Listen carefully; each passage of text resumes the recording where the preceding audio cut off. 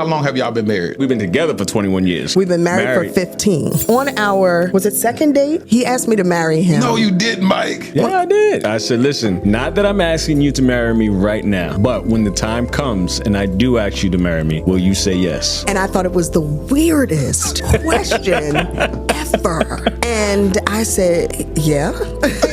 Welcome to the Dear Future Wifey podcast. My homie, Michael Jackson, and his beautiful wife, Sherrod Jackson. How y'all doing? Good. What's up, man? We're talking about a very popular show that y'all have. And what's the name of that show? Married to Real Estate. Married to Real Estate. On HGTV. How did y'all meet? We first met at a concert. He was on a date, and he left the young lady. Wasn't on a date. She's right at the tip of the stairs in the VIP section. I'm on the other side, and I'm like, that's my wife. Really? I got to get past this security guard. What did you see when you saw her? I didn't see. I felt. Something was saying, go get her. But I wouldn't date him because he was in the music industry. And what did you feel about guys in the music industry?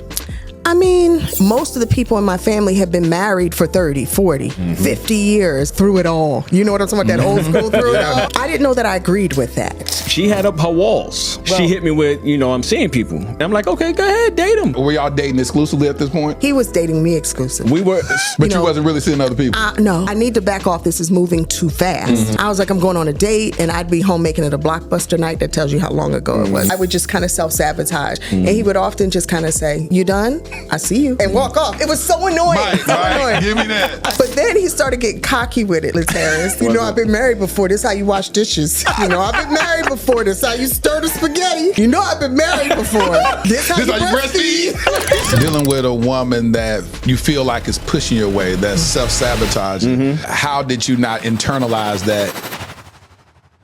The Dear Future Wifey podcast has global impact. From Texas, I have been on this journey of healing and self-discovery, and this podcast has been a vital part of my process. Guyana, God's establishing through you a legacy, a display of freedom found in authentic spirituality. California, I've learned so much as a single man through your podcast and continue to learn so much as now a married man. Nigeria. This is just therapy for me. I've been healed. I've been strengthened in my convictions. I've understood how to do singlehood better. Amsterdam. The way that you've shown us how it is possible for a man to be as intentional as you are. New Jersey. I appreciate your vulnerability. I appreciate just being able to see that there is life after divorce. To New York. I am a single woman, so these episodes really give me hope and courage that God does have a husband for me. Discover, uncover, and recover love. I'm LaTerra Whitfield, and this is season 10 of the Dear Future Wifey podcast. Welcome to the Dear Future Wifey podcast. I'm your host, LaTerra Whitfield. Listen, can y'all believe we made it to season 10 of the Dear Future Wifey podcast? Woo. 5 years, and I'm so excited to have this dynamic couple on the podcast. Hold on. Are you still shacking up with us?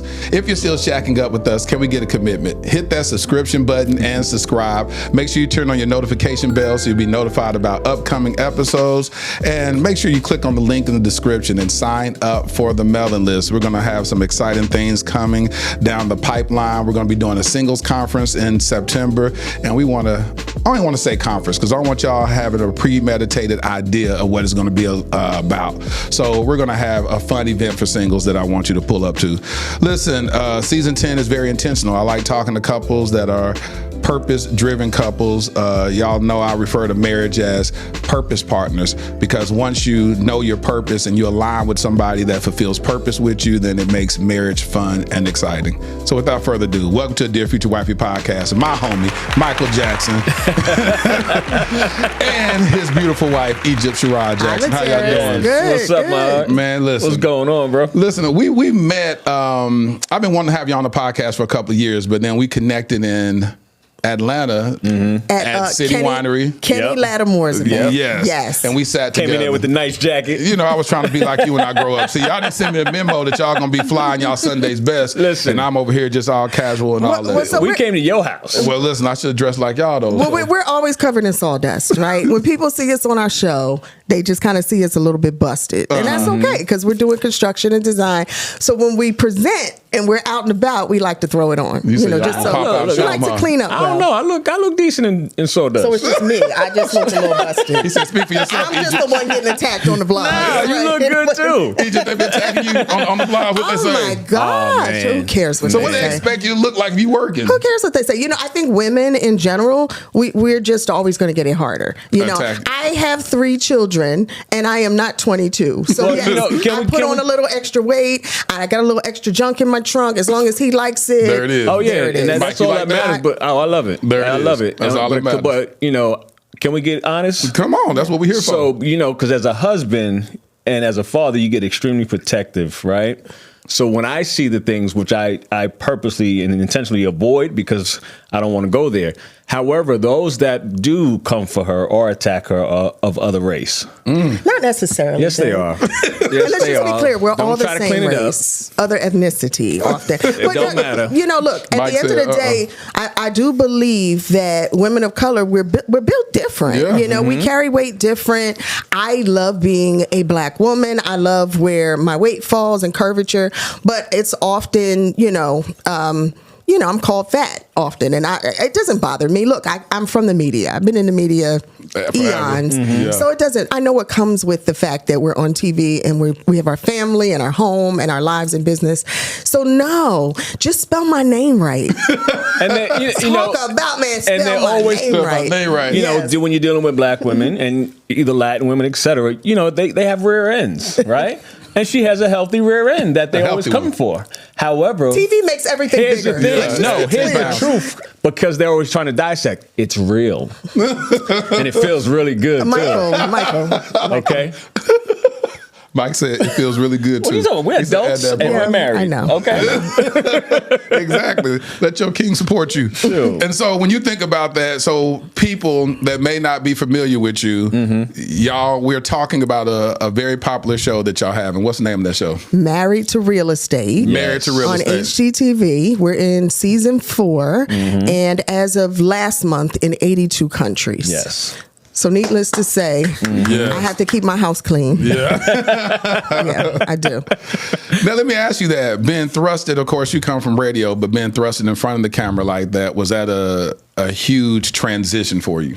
Well, not really, because again, I'd been a radio personality. Then I was hosting Property Virgins and Flipping Virgins and all of that. Mike was always there. And I used to say to our producers, our production company back then, the real show is happening behind the scenes. Y'all should get, our family. You should see Mike. You should see Uncle Mark. But that wasn't where TV was at that point. It wasn't like really reality based. But this all became because of Mike filming us during COVID. He would just go around the house and I'm like, get the damn phone out of my face, Mike. We're in a pandemic. Can you just put the phone down? And he's like, no, this is a show. People should see what's really happening. We're running 3 businesses from the kitchen island. God gave me the vision. God gave me the vision. It wasn't just that as well. It was a combination of, we also had started sitting down and putting the camera on and doing this thing called Ask Anything, right? Where people could ask Egypt and Mike whatever they wanted. So we combined those two, sent the reel up the pike, and the rest is history. That's how the show came about. Really? Yeah. So did you see a show coming from it, Mike?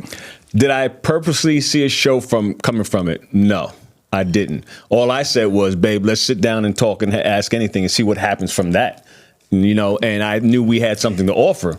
But HGTV coming to us? No, I didn't see that. The executive producer and me was like, Mike, if we tweak this a little bit and if we format it, this really could be a show. Yep. And then I took it to the network. Yeah. So how are y'all so aligned and being open and transparent like that? Because sometimes you'll find one party that's like, no, I like to be private. I don't want to show people our inner workings of our house. And the other person's like, hey, they're more extroverted where they show that. Was that something that y'all became through marriage, or were y'all like always like this from day one? I would say we were always like this. And reason being, I'll take it back to as a kid, I've been in the music business for quite some time, DJing, and I was also doing construction. So I've always been amongst people and, extroverted. But I'm extroverted, introverted, which is weird, right? Because I only decide to fully come out when the environment is right. What is that called? Ambivert? Yeah, ambivert. Ambivert or something. So I would say, again, no. And she's been in the business forever, so she's been around people forever, right? But so, I am the shy one. Really? She is. Yeah. I am the shy one. I definitely have like a split personality. That's okay. Those who love me know I'm telling the truth. I'm a little bit cuckoo. I'm the one that says, babe, a little bit cuckoo. Be you, let's be us. I'm not worried about what people think. She's like, well, like you said, we got to clean the house. We got to clear the kitchen. I'm like, who cares? I don't care. Because she knows she's going to be judged as a woman. If they a messy house, they're going to be like, how she as a woman, her house all messy. I could have done the dishes. I could have done the dishes, vacuum, cleaned it. But if there's a dish in the sink, it's my fault. It's your Do you see what I'm saying? Yeah. So, but no, the way I got into radio was actually, I was so shy. And I was a receptionist at a radio station. The production director was like, we're going to have to get you to climb out of your shell. Come on in here. Let me work with you. Really? And I started voicing commercials. And the next thing he said, you really could be a radio personality. I was like, I can't talk to people. And you had no desire for that? No desire. I wanted to be a lawyer. And so he put me in a box and said, look, you can talk to the whole city in this little box and no one will look at you. There were egg crates on the wall. That was a little local radio station. And that is how my career started. What city was that in? That was Philadelphia, my hometown. And I was on Jazz FM, Temple University Public Radio. So I love that radio voice. Because they can always go right back to it. That's where it started. Now you can't shut me up, Materi. Here's the other side to your question as well. We're the same people on or off the camera. Yeah. So it didn't matter. Yeah. You want to film us, go for it, because when you say cut, we're going to be the same people. So we didn't have to put on. Yeah. So it made it extremely easy. Uh-oh. Egypt said there's a... We don't put on. We don't put on. We are the same people. You just don't really get to see it all on TV because it's mostly on the editing room floor. That's the HGTV After Dark. That's the stuff. That's why I said, that's a different show. I want to see that part. I want to see that show. The outtakes. The outtakes. So you tell me, even when y'all are recording and y'all filming, you say, we just going to give y'all everything. And then y'all decide what's good for TV or not. I think the worst thing you can do when you're filming and you're trying to be as authentic as possible is self-edit. Yes. You ask any of these like reality show stars and stuff. I remember a few of them, we were at like a Real Housewives dinner or something. And they were like, listen, the minute I just let it go, all of a sudden ratings went up and all of that. And so for us, we let it go in a different way. But we're just, we're working with family. You imagine what that's like? But we do be shaking some tables though. We been shaking the table.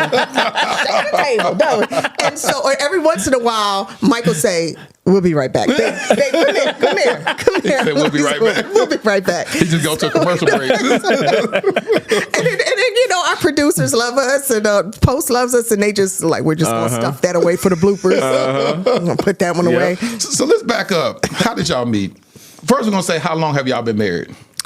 We've been married for 21 years. No. I'm sorry, we've been together for 21 years. We've been married for 15. 15. Yeah. And so y'all dated for 6 years. We lived in sin. There yes, she we goes did. with the whole sin thing. We lived together in sin. No, so on our, was it second date? He asked me to marry him. No, you didn't, Mike. Yeah, I did. On the second date. Why you say it like that, though? The second date. Second date, but it was like a month. Okay. All right. So we were busy. But yeah, I asked her to marry me. But here, let's elaborate on it. So we were sitting outside of Madison Square Garden in a car, rainy day. Remember it clear as day. And my thought process behind it was not that, listen, marry me next week or marry me next month. It was, listen, will you marry me? Right? And when I said that, it was, when the time comes and I ask you to marry me for real, will you say yes? Oh, okay. She said yes. Isn't that odd though? Like on the second date to say, when I ask you to marry me, will you say yes? It was, it was. He was doing a trial close. But no, but you would have to know like everything that happened before that leading up. Because our second date wasn't like, oh, we just met. We had already known each other, crushed on each other for like a year. Oh, okay. Before that. Okay. Yes. But I wouldn't date him because he was in the music industry, at least. And what did you feel about guys in the music industry?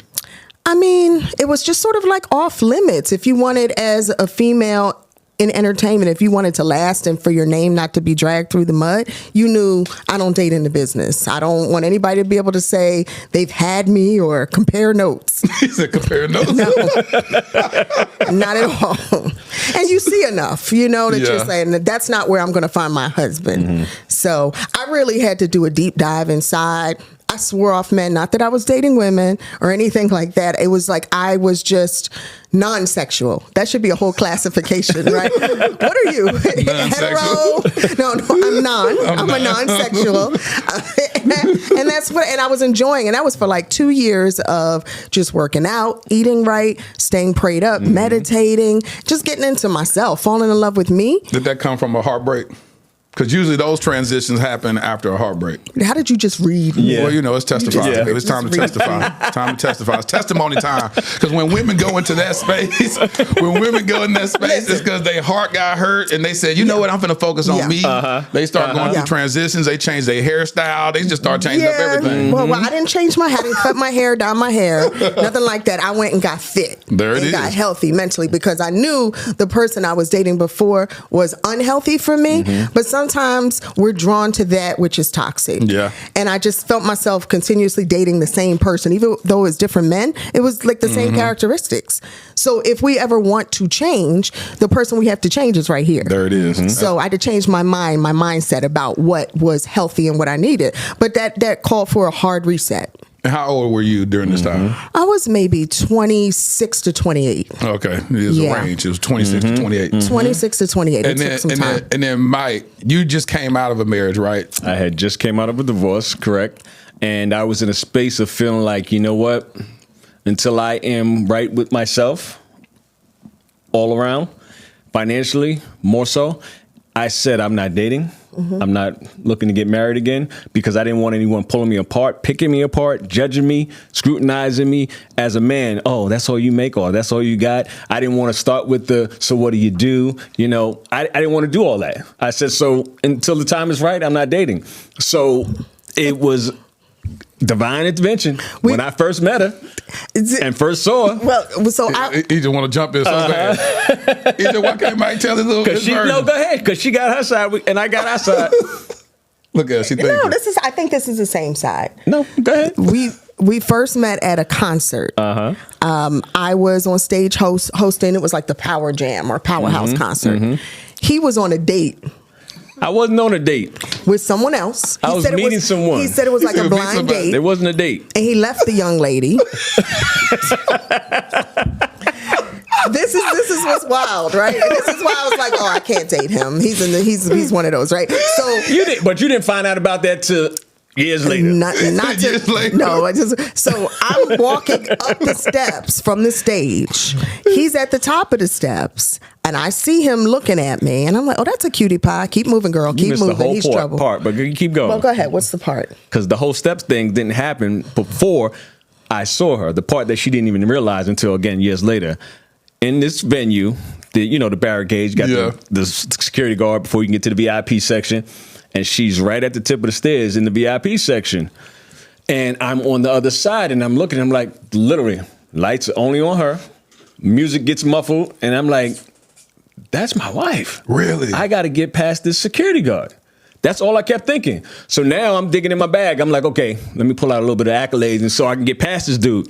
So he's like, all right, go ahead. So now I'm on a hunt to find her through this backstage area. I'm surprised you said to the security guard, that's my wife, I need to go see it. That's my wife back there. You know, it came to my mind, but I didn't want him walking over to her. And she'd be like, I don't know him. Mess up everything.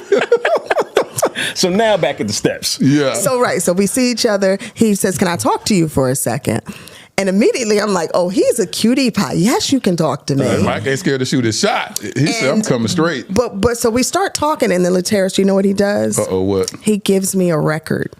I gave her a CD. Now. With my number on it. Now, as a radio personality, I'm also a music director. So my job is to go through music and decide what gets played on the radio. I said, oh, I know what this is already. You think I was born yesterday?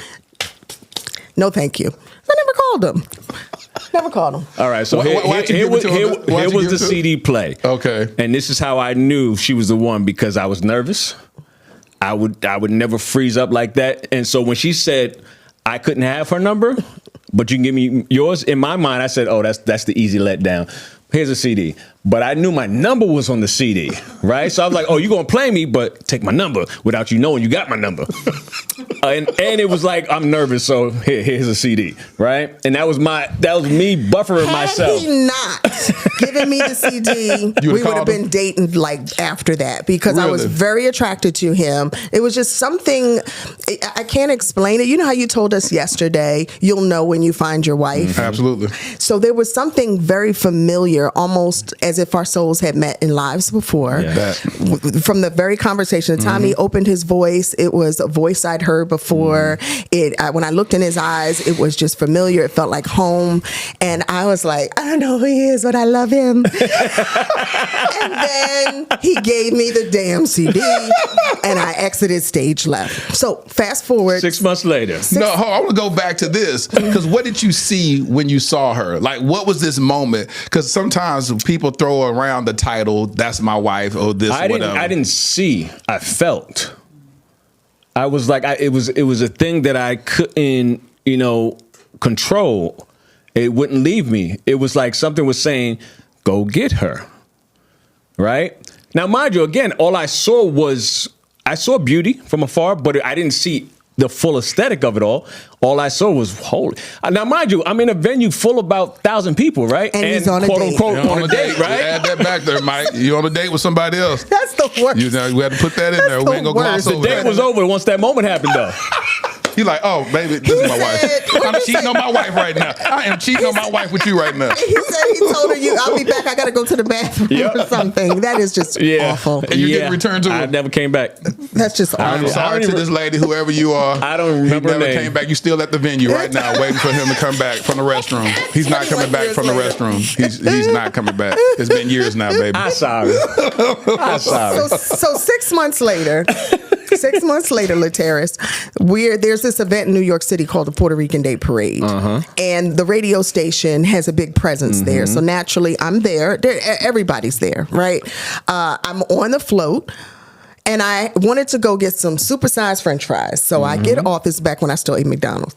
So I walk by a float that he's on. But mind you, I didn't recognize him. Right. It's months later. He's up high, showing off his pecs with baby oil. Oh, you were? It was about 90 degrees. Yeah. He was DJing bare-chested. And all I saw... First of all, if you've been to the Puerto Rican Day Parade, there's a lot of bare bodies out there. Yes, there are. Okay? So I walked by the float like 5 times. You know how sometimes what us women do when we're shy and we don't know how to like... Y'all want to catch his attention, so he say something. We want to keep walking by to see if you say something. Yeah. And then hike the skirt just a little bit more. So I had my girlfriend walking with me and she said, girl, he's just not paying attention to you. I said, damn. Okay, let's go back to the float. Forget it. On that last time, as we're going back to the float, he's calling my name. And she said, he called your name. And I said, the guy? She said, yeah. I said... well, hello, sir. And then I still hadn't looked at his face because he was bare-chested, baby oil. That's all you was looking at? He looked like a piece of hot, spicy fried chicken. And then he says, you don't remember me. So now I look up. Oh, you're the guy from the club. And we chat, and in my heart, I'm saying, please ask me for my number again, please. He doesn't. So I said, fine. He's not interested. I go back to the float, and I swear, Lateris, have you ever had this moment? There's this moment that people who are single but ready to find their person kind of go through, where every time you see couples, and it's not that you're hating, but you just feel like in your heart, like, why can't I find my person? Absolutely. And and no matter, it could be you're in a sea of people and there's so much going on, you just feel very lonely. Yep. And I'm sitting on this float, people calling my name, I'm supposed to be waving, and I'm just lonely saying, God, I'm waiting on you now. I am waiting on you. I'm doing it your way. I am rebuking all these guys. I'm doing it your way, but he has not found me. Yeah. So then he walks up to the float and says, Egypt, with this big old gorgeous smile. You ready for this? Here's my record. Nuh-uh. Mike, you did that again? I hated him in that moment. He did it again. Mike. And I chucked that record. Mike. Chucked it off the float. Mike, why you did that again?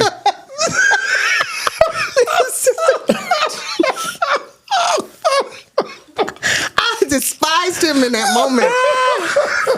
Woo! Mike, why you keep giving a record? It didn't work 6 months prior. You doing it again? I hate hearing that part of the story. You know the song Maria Maria? Yeah, so yeah. he was the DJ on Maria Maria. Oh, right, with Carlos Santana. Yeah, so it was a bona fide hit, but at the same time, like I really wanted to quit. That's when I knew I wanted to quit radio. Okay, so now like people only want me for playing their records.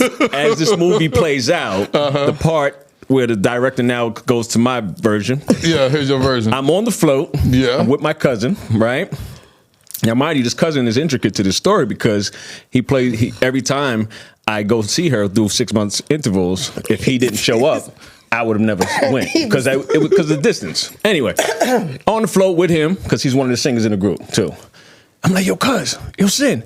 There she goes. He's like, I don't care. Like, let's go. We practicing. I'm like, nah, I got to jump down and go see her. I didn't realize she had passed me 5 times already. Okay? So the first time I saw her was the first time. Jumped down. She's with a girlfriend. So in my head immediately, I'm like, oh, God. Again, I'm that butterfly. I never felt it before for anyone, right? That nervousness. And I'm thinking, I'm not shooting my shot with her girlfriend here because if she turned me down in front of her girlfriend and a bare chest, it ain't going to work out right. Giving me all these guys, right? Talking, hey, do you remember me? Yeah, you said, you know, I never asked for the number in the moment. I just wanted to just see if it was there. And nervous, I'm like, nah, I'm not doing it. She's with a girlfriend. I was like, well, it was good to see you again. Let it go. And I'm like, get back on the floor. I'm like, yo, cuz, nah, I can't let this be. Yo, give me a record real quick. Not knowing that was the absolute worst. Not knowing. Thing. Not he knowing. could have done in that moment. And again, the reason why I keep grabbing this stuff is because our information is on it, right? Get to the float, her float. She's sitting there looking amazing, sitting there, like she said, the loneliness. And I go, hey, here, take this. And I took that record and chucked it. Did you feel for real, Egypt? When he walked away, I threw that like a record across the street. Threw it across the street. Again, in my mind, I'm hoping, okay, maybe she'll look at the information and call me.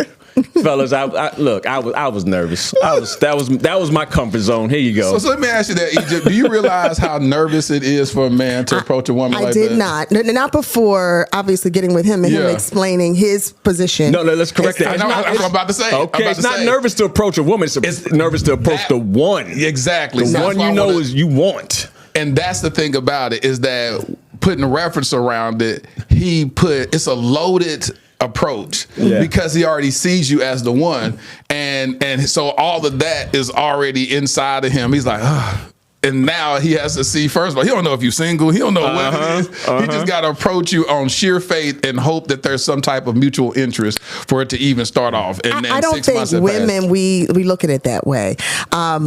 You know, I think we hear enough lines, enough folks will hit on us.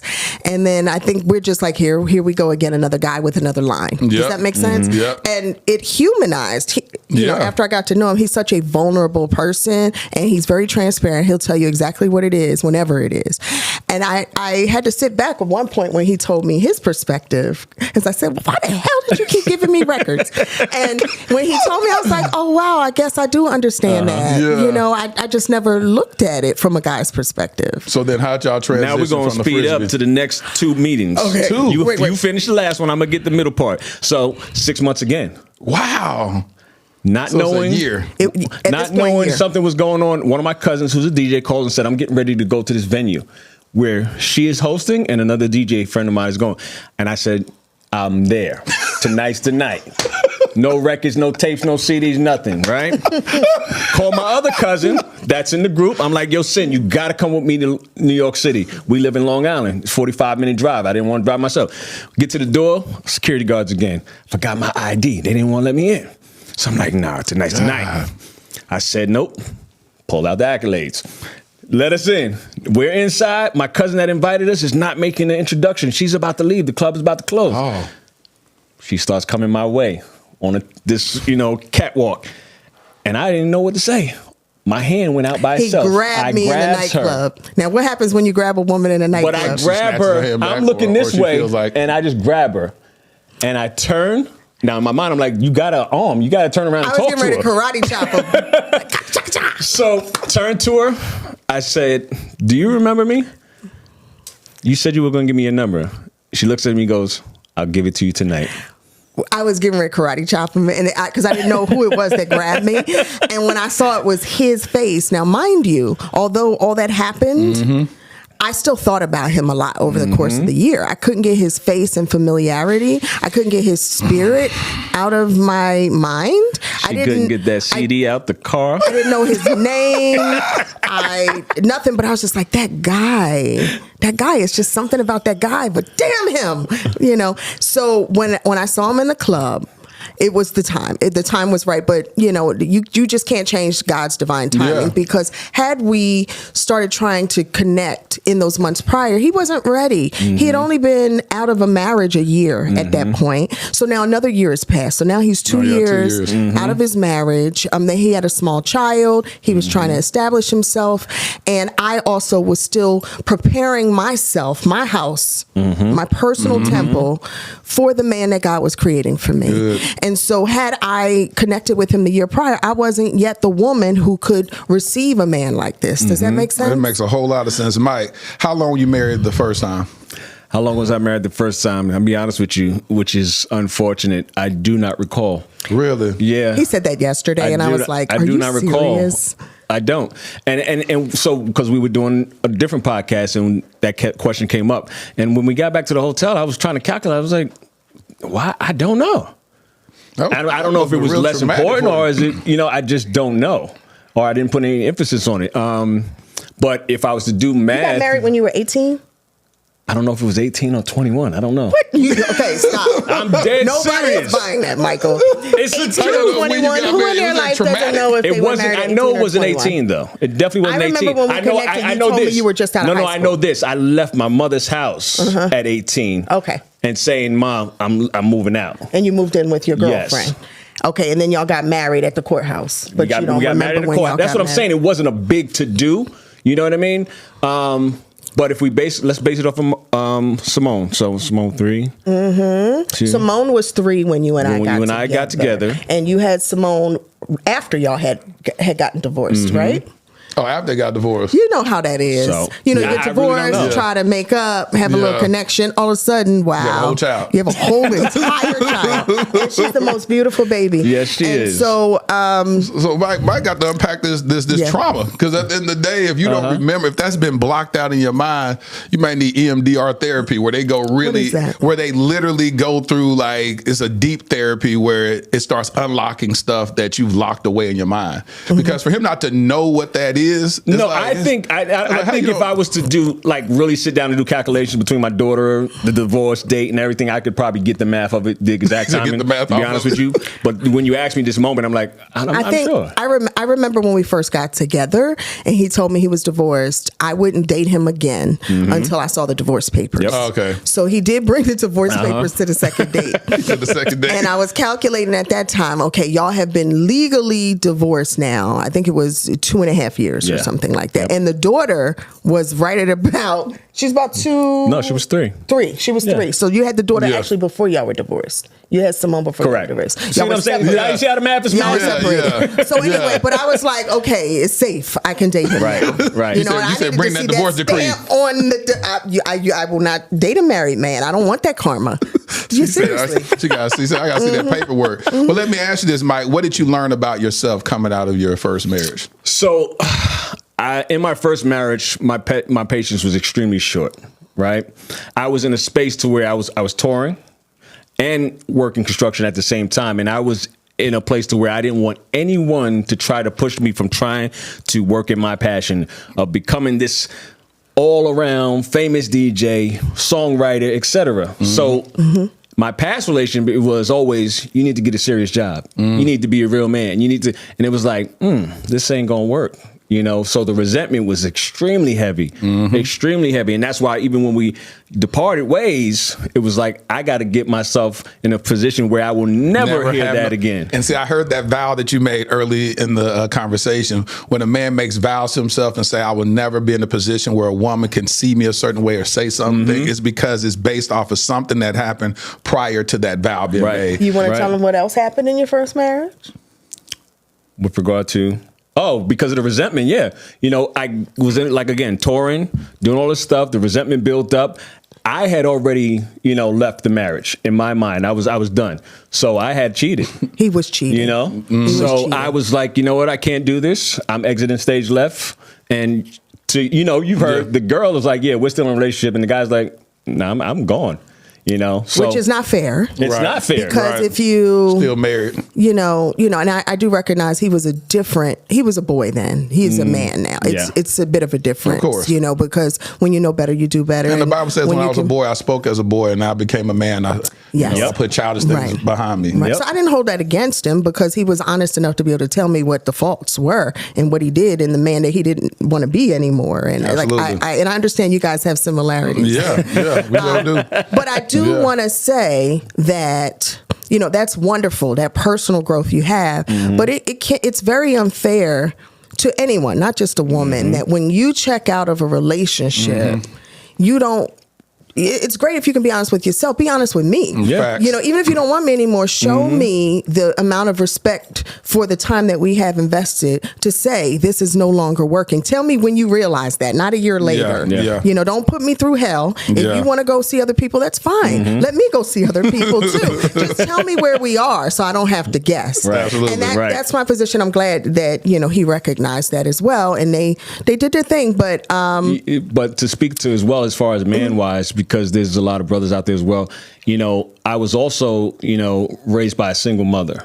And as far as the tools of seeing a man navigate as far as how to maneuver through that, I was figuring that out throughout the process and didn't have the tools, right? Not as an excuse, but it is a part of the story. It was like, I'm going to do this my way, however that may be. And I spoke to the patience parties because I would lash out at the drop of a dime, not understanding the direct avenue of conversation. It was like the moment you said something I didn't like, it was like I was going off on you. And my mother had told me once, she was like, "Oh, you're getting mean." And when she said that to me, I was like, okay, it's time to go. Because I didn't like that. You didn't like especially not coming from my mother. Yeah. That you're being mean. Because I had recognized that at certain points where it was like, I didn't care who you were. I'm lashing out at you the moment you say something I don't like. Yeah. So sometimes we have to be alone to heal. You have to. And I have people in my life, really good friends, who don't like to be alone at all. They will hop from relationship to relationship. And that's just a Band-Aid. You're just delaying. It's almost like deferred interest, if you know what I mean. Listen, you're just deferring the pain. At some point, we're all going to come face to face with ourself, with your true self.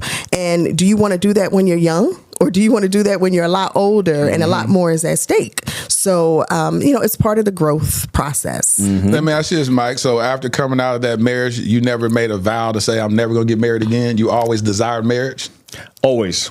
Wow. Even as a young kid, I felt like I wanted that, that Cosby Show, Huxtable family, because I always felt like I had something to give to a family, Growing up where, my mother didn't have the support she needed, I said, I'm going to be that man. Good. Seeing the bad, I was like, I'm going totally opposite.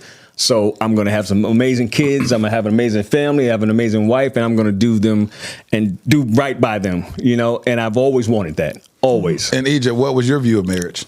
So growing up, what did you see? I never thought I'd get married.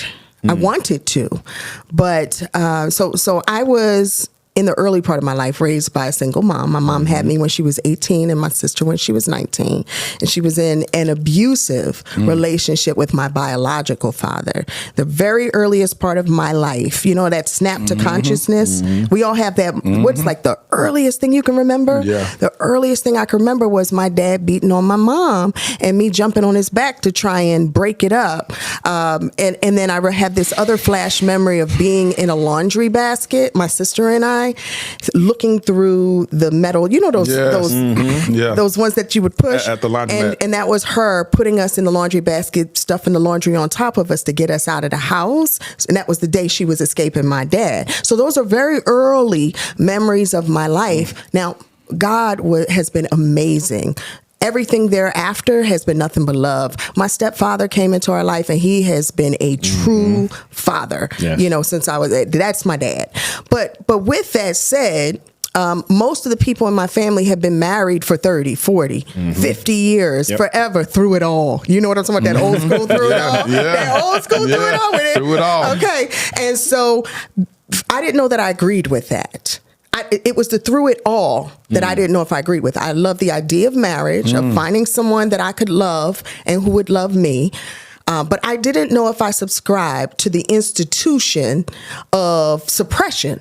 She called it suppression. I call it suppression because most of the women had these suppressed emotions and this suppressed rage because they were just like locked in through it all. But you would hear that? You could see that in them at that young age? Well, let me say, so my grandmother, she had 4 kids, 2 boys, 2 girls. She got married to my granddad when she was about 18 years old. My granddad was a cop, he was an amazing patriarch of the family, but he had a whole separate family. That was very common back then, especially of our officers.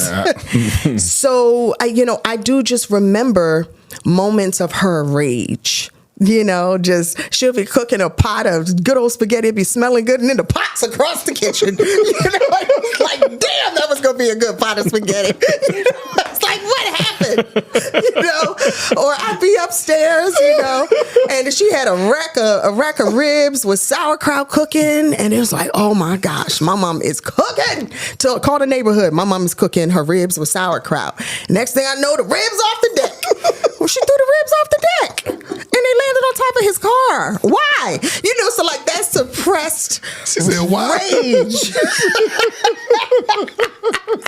Or, just lack of freedom. So I didn't know I subscribed to that. I wanted something different, but beautiful nonetheless. That makes a lot of sense. Yeah. It is interesting that God started working on Mike's heart when he said that he would be easily angered before he met you, so that he can, because that could have been a huge trigger in your life. Because you'd be like, no, I'm not doing that. My earliest memory is my mom being abused, and now I meet this guy. That's the ultimate red flag. Absolutely. Yeah. So I love those moments that happen that God said, when you talk about the work that's been done prior to the introduction, that God will begin doing surgery way in advance to get him together so that when you meet him, it's not that we're going to meet each other and we're fully healed from every trigger that we have, but the big ones that could cause the divide in a marriage or a relationship or don't even give it a chance, then God does his best work. Oh, absolutely. All the time. And so, I take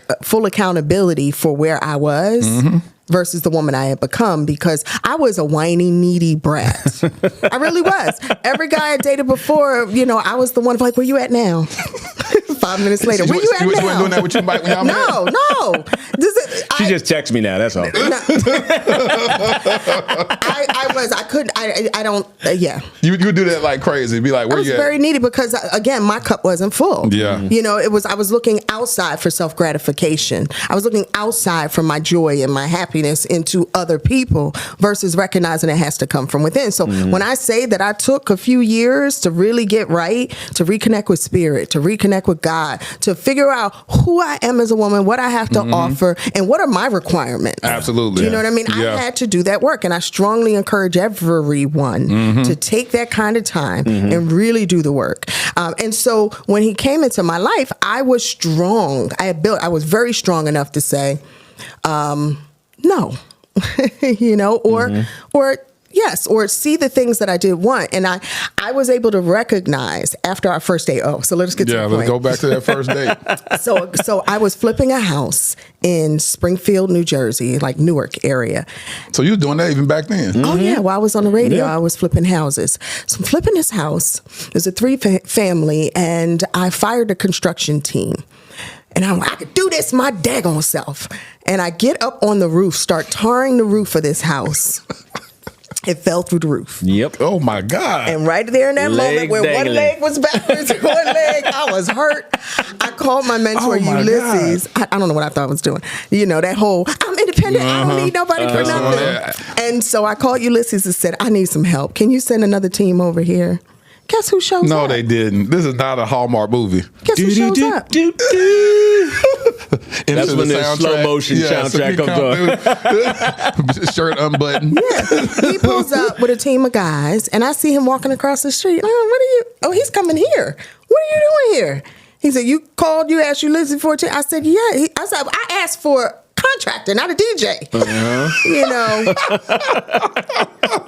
He's like, I can leave. No, I need you to come in. So for the next several weeks, I was showing up every day.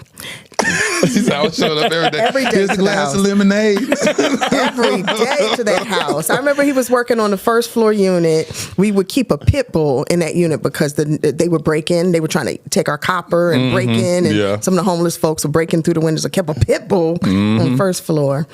And I was like, I better go get him before you get over there. You know, really, I dressed up. I was looking nice. You weren't looking like you were doing on HGTV then, was you? I wore my tightest jeans. Safe to say it worked out. It worked out. We fell in love over black mold. See, that's what I love. So that's what I mean by purpose partners. It's like you're about your purpose, doing what you enjoy doing. He's doing what he enjoys doing. And this Kairos moment happens. You know, and y'all meet in this divine moment that wasn't he trying to force a moment from happening, you trying to force a moment from happening. It just happened like that. And that's what I love. I get so inspired from that. And I want people to really resonate with that. Because a lot of times, you know, I ain't mad at dating apps and all that. You know, people are trying their best to try to find their person or whatnot. And it's literally a moment where you just submit and surrender to God's will and say, God, not my will, but thy will be done. Let it happen. Amen. You know, when it shows up, I'm going to presently show up. I'm not running away from it, but I can't go network myself into the heart of a woman. You know, you can't do that. That's you can't because you can't. Because at the end of the day, you're forcing something that you'll look back and be like, I just got myself in trouble. Why did I just make that happen? Right. And so, and I see that so often, and that's why those relationships be so short-lived in the dating thing instead of meeting in purpose. That's what I love so much. I say it all the time. I say I want my purpose partner. That's somebody that comes alongside of me and they're operating their purpose. I'm operating in my purpose and we come together and do purpose. That's why y'all will never get a divorce because neither one of y'all would divorce y'all's purpose because when you met him, he was already fulfilling purpose. The vow that he made, he said, I want to make sure, and of course with men, sometimes it sounds monetary, but he'd be like, I want to make sure I have money like this or whatever. But what he's really saying is that I don't want you ever coming against the desires of my heart, saying that I'm unworthy to be yours because I'm not having the profession or occupation that you approve of. I enjoy doing this. I love doing what I do. And then you meet him and you're like, hey, this is what I'm doing in my purpose. And we meet each other and it happens and it works so well. And then God blesses it. And now y'all have TV shows and everything else. That's what's wild. You see what I'm saying? Yeah. Because it came in purpose. Anyway, so because I get excited about that, I actually get emotional about it. So so after y'all started working together and y'all complete that project, then at what point, Mike, did you reveal to her that? Because you said it's a month later after that point, where y'all the second date you say, if I were to ask you to marry me, give me the language. How'd you word it? That was it. I said, listen, not that I'm asking you to marry me right now, but when the time comes and I do ask you to marry me, will you say yes? And I thought it was the weirdest question ever. And I said, yeah. But really, I could have said no, but in that moment, every part of me was like, you know that this is your husband as well. I recognized that the minute I saw him with his daughter. I had never seen someone so nurturing, so loving, so attentive. Every conversation I'd had with him, even though that was our second date, we were on the phone multiple times a day. He was very transparent. He shared with me things that a man usually wouldn't share with a woman. That part. That they're just dating, because it didn't paint him in the best of ways. Like he blurted his whole heart out to me. He told me I'm divorced. I did this to her. I was wrong. You know what I'm saying? And this is why I did it. And this is what I'm like. See, that's how me and Mike got to say. Because I'm gonna leave with my flaws. It's like if you don't want me, you ain't the one for me. Exactly. Because I can't change what I did. This is who I am. And again, that's why I say I knew that this is the one. Because I would never tell anybody else this until I was at that point. Yeah. For me to say, okay, yeah, I ain't got no money. Yeah. Like, I got money to sustain myself, but I ain't got the money that you think I got, but I don't got it. So That's good. He said, how do you feel about that? He says, this is where I am. I'm rebuilding. I'm finna shout. I'm telling you this. Oh, I need people to hear this. And honestly, the woman that I'd been before would have been like, well, let me get my bag. I'm leaving, you know. But there was... Why, again, Egypt? Let me ask you, the woman that you were before, what did you hear in that, the hearing that you had back then? Because God has to shape the way we hear things. What did you hear if you heard a man be transparent and honest and say, I'm not at the place that I want to be right now financially, and this is where I'm at? What would you hear? Okay. So again, you have to understand mindset. And for us, many women, when we're out there in the marketplace, we create these lists and these vision boards. Exactly. And we start qualifying people based upon the list and vision boards, especially when you feel like, I don't know if I trust myself around men. Let me stick to my list. You know? And so, you know, this is what I'll say. The list and the vision board that I created was this idealistic thing that did not account for spirit. It did not account for what God can do and how, you know, God can change a person's heart and how literally you can go from nothing to everything. That part. And so with the right purpose partner. Yes. So I had, again, been working and doing my list, my roll across the floor. And the first 3 qualifiers, he didn't pass. You know, he had been married before. I thought that wasn't attractive to me. I have later come to realize that is exactly why we work, because he had made his errors and recognized what he needed to correct in himself. Absolutely. First. He also had a child, and my experience thus far, baby mama drama comes with that. But his daughter later was the most endearing thing, an endearing part of me being able to see him for who he was, truly, like what his heart was and how kind of a person he was. And I adore her. That's my baby, you know?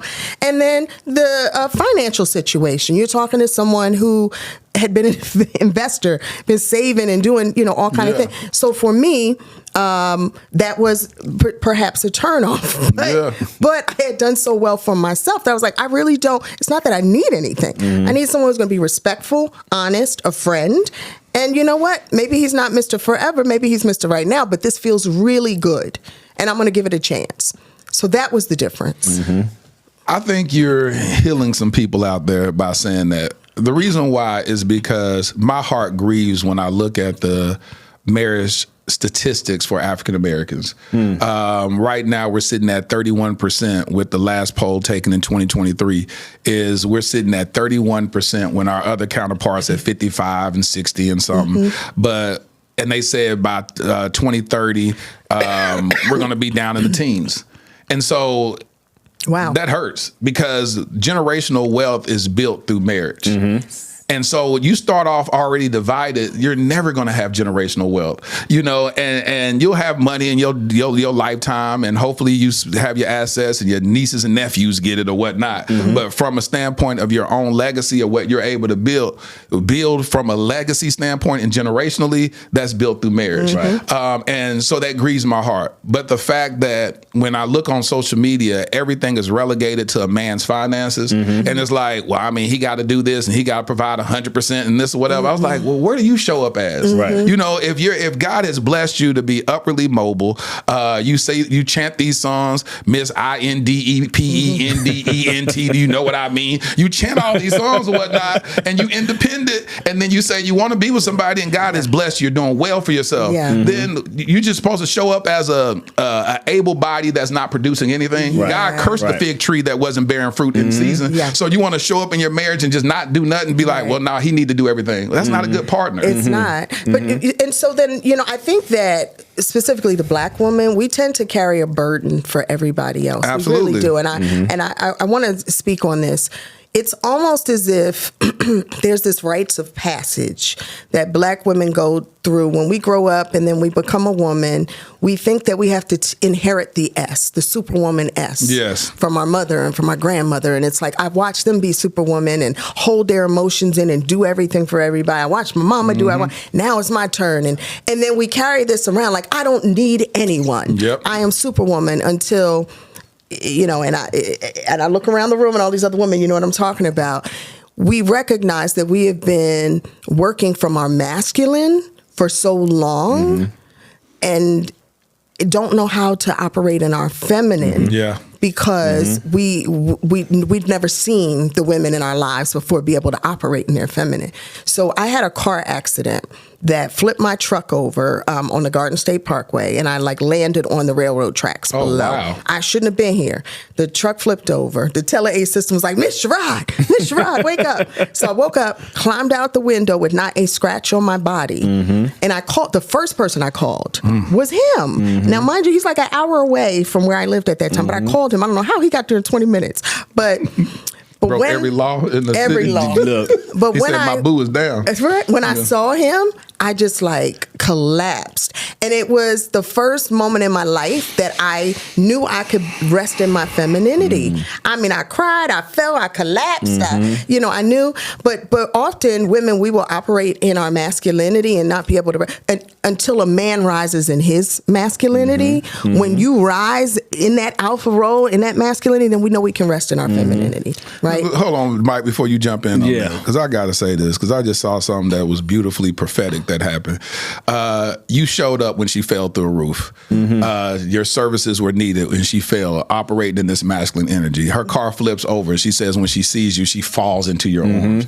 That is so beautiful, and that's where I say we need to be able to show up. Now, unfortunately, in a woman's defense, men haven't been a great asset as far as not allowing y'all or forcing y'all to have to walk in y'all's masculine, because y'all had to go get it out the mud. Y'all had to go do all this stuff. Y'all had the men disappear and y'all raising 3-4 kids by yourself. That's totally unacceptable. And so women, and that's why I just believe the black woman is just blessed and anointed from the crown of her head to the soles of her feet. That God has placed a power inside of her. That's the reason why I will, and I say it, it's unapologetic, I will marry a black woman, as period. And so the reality is that what I love about it is that we need each other. Bottom line, we need each other. And I'm so sick and tired of social media pitting us against each other, where the black woman says, and I see stuff all the time, and it aggravates me, where they say a woman lives longer not being married. You know what I'm saying? A woman doesn't need a man. A woman out-earn all this crazy stuff. And then they say that, and then men say, well, we don't need a woman because once we get married, we lose this and we lose that. And I'm like, let's talk about the statistics that really we live longer with a woman. And what y'all keep comparing is the negative stuff. Yeah, if you meet a toxic person in your life, you're going to die regardless. We're subsidizers and multipliers. That part. You know, we will make the best with what we have. And if something is missing, we will dig deep and find it and grow an extra limb, but that is what we will do. And then whatever you give us, we will multiply. Absolutely. So, but I do think that we are perfectly matched and designed. And Mike and I, when we got married, we said divorce is not an option. Right before we went down the aisle, I looked at him and I was like, you do realize that this is for life. Are you sure you want to marry me? Then I was like, I didn't wait this long to get divorced. Mike, what were you about to say a minute ago? No, you said it. Oh, okay. With social media and the fact of, I don't want men watching and saying, see, or sitting right next to their girlfriend and say, see, he ain't had no money. Don't do that. Yeah. Because, see, the thing is this. It wasn't about me not having finances, because if we take finances out of the picture, I was still a great man. That part. Able to get those finances back. Again, I was sustaining myself. And he's a hard worker. Exactly. He's still working. But, 2 jobs. But fellas will hear that and say, there's a lot of knuckleheads out there. Yeah. A lot of grown boys out there that, treat women terrible. And I'm an advocate for females because, I have 3 girls. My mother, my wife. So for me, whenever I see the nonsense, I'm like, brother, that's just not it. You feel what I'm saying? Yeah. You still have to show up. I understand you out. Well, women don't treat. I get that. There's several avenues, there's several nuances and several parts to it all. But you, gentlemen, you still have to play your role in this situation, right? Absolutely. And then you got social media, like you said, throwing a bunch of nonsense out. Especially, it's scary for this generation. Boy. Like we were cracking up about it last night, talking about how certain females won't even show up to Cheesecake Factory because social media made it corny to go to Cheesecake Factory. Like, are you kidding me? Meanwhile, that Cajun jambalaya. That brown bread. That brown bread.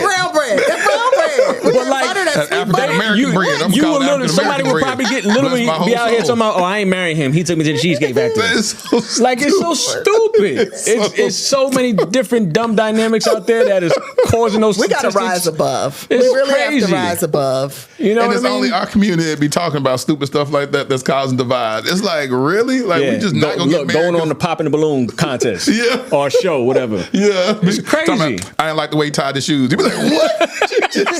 No, I have a girlfriend that was so in love with this guy. She was so in love. All she would talk about is this guy. And then one day we were on the phone and she's like, oh, I don't like him anymore. I was like, wow, how did you go from being so in love with him to not liking him? She goes, he showed up in a jumper. And I said, what do you mean? She goes, like overalls with the click and the click. She goes, it turned me off so bad that he showed up in a jumper. I just couldn't see him the same anymore. I was like, wait, but you were like ready to marry him. And it was a jumper. It's an outfit. He can change it. Just tell him you don't like wearing it no more. Right, exactly. And he can just say, oh, cool. Exactly. I ain't going to wear it no more. It's Except that one time you wore that Mecca shirt with the patent leather on it. Oh, would you stop? It wasn't patent leather. It wasn't patent leather. Mecca and patent leather. Okay. Remember when Yeah, Mecca was the style? that was fly. That was fly. There you go. Yeah, that was fly. It sold out too. I look good in my Mecca shirt. Stop. Leave me Showed alone. up in a Leave patent me leather alone. Mecca shirt. And so how did y'all transition? So when you said yes, that you would marry him in due season. We didn't get married till 6 years later. I know, and 6 years later, how did you navigate? Why did it take so long? Well, because it wasn't just the idea of marriage. I mean, of a wedding. You realize like it's the marriage that we really have to work on. And we dove deep into recognizing that, number one, he had never had a male role model in his life. So even with all the tools that he had worked to acquire, even with his self-improvement, there were still things he had to learn about being a husband because he had never seen that, a successful husband. Right. Yeah. And then with me, I'd seen different versions of what a happy marriage should be, but I knew the secrets behind it, and I didn't want to duplicate that, right? So we recognized that there was some generational trauma and real like lifetime trauma and tools that we had to learn to put in our toolbox. I mean, but so we did the work. Yes, we had to do the work. Radical love, right? Not just on us, but we wanted to make sure our businesses were intact. We wanted to make sure finances were intact, And when we were initially going to get married, outside of working on ourselves, we also got hit with the swine flu because we were going to do it. Oh, we canceled our wedding. We canceled our first one, because there's a lot of situations going on. And fast forward though, God was like, y'all not ready yet. So I'm gonna hit you with swine flu. I'm gonna hit you with this. Stop. He right? God up through a plate but on in y'all. the midst of all this as well, in our early years, for the longest, how she said she was strong, etc. She had up her walls, right, from her past relationships. I want to know, how did she transition so from saying there that were plenty of times where she hit me with, I'm seeing people, I'm dating. I'm like, okay, go ahead, date them, see them. I'm gonna be right here when you get back. You talking about, were y'all dating exclusively at this point? Yes. No, we were. We were. He He was dating me exclusively. We were dating exclusively. He decided that we were in a relationship, and that was it. We went out. You my girlfriend, like that. Because he said that month later, he said you his wife. He decided that, and I was not. So now, yet can I fast forward because it went on when we were exclusive? Okay. He said she was on air one day. He said it still went on the radio, and I'm sitting behind looking at her. And when she got to a commercial break and I looked at her, I said, just let me love you. Ooh. Just let me love you. Because I see what you're doing. All this pretending, all of this, just let me love you. And in that moment. You just let my boy cook. No, I don't want to hear nothing right now. I don't want to hear nothing. Moment, you over here been a player.